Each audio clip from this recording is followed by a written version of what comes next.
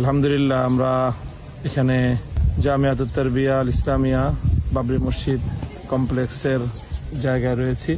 দৃষ্টিনন্দন যে জামিয়ার ক্যাম্পাস ফলে ফুলে সুশোভিত, বনায়ন কর্মসূচি এবং বৃক্ষরোপণ কর্মসূচির মাধ্যমে আমরা ধুধু বালুর মতো এই অঞ্চলকে একটি সুন্দর নয়নাভিরাম জায়গায় আল্লাহর মেহেরবানিতে পরিণত করতে সক্ষম হয়েছি। আজকে বিশেষ একটি আনন্দের সংবাদ হলো, আমাদের যেই বিশাল ক্যাম্পাসের জায়গা ইতিমধ্যে নেওয়া হয়েছে, তার ঠিক এই যে পশ্চিম প্রান্ত বরাবর যেখানে আমাদের পরিকল্পনা হলো ঐতিহাসিক বাবরি মসজিদ নির্মাণ করা, সেই মসজিদটি নির্মাণের আমরা ইতিমধ্যে বহু পূর্বেই আল্লামা আহমদ শফি রহমতুল্লাহের আগমনের কথা ছিল, কিন্তু তিনি আসতে পারেননি। পরবর্তীতে কায়েদে মিল্লাত আল্লামা জুনায়েদ বাবুনগরী রহমতুল্লাহ আলী এসেছিলেন এবং এই সকল মহান মনীষীদের পদার্পণে ধন্য।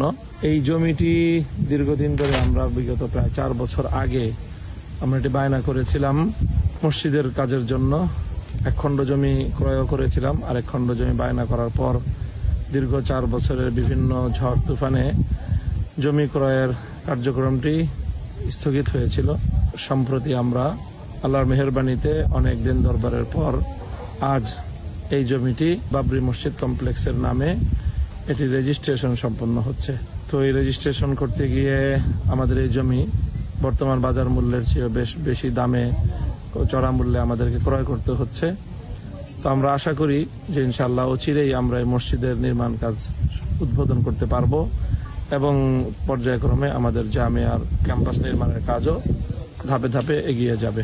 আমাদের বাবরি মসজিদ এবং জামিয়াতুত তারবিয়া এই বিশাল কমপ্লেক্সের জমিদাতা যত সদস্য রয়েছেন, তাদের প্রত্যেকের কাছ থেকে আমরা 1 লক্ষ টাকা করে জমি মূল্য বাবদ সংগ্রহ করেছি এবং মূলত সেই সংগৃহীত আপনাদের অর্থের উপর ভিত্তি করেই জামিয়ার এই সুবিশাল ক্যাম্পাসের জায়গা ক্রয় করা হয়েছে।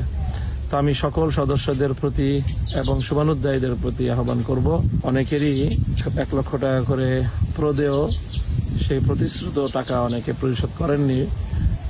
যারা করেননি তারা অতি দ্রুত এই টাকাগুলো যদি আমাদেরকে পরিশোধ করেন, তাহলে আমাদের এই কার্যক্রম সুসম্পন্ন করা সহজ হবে।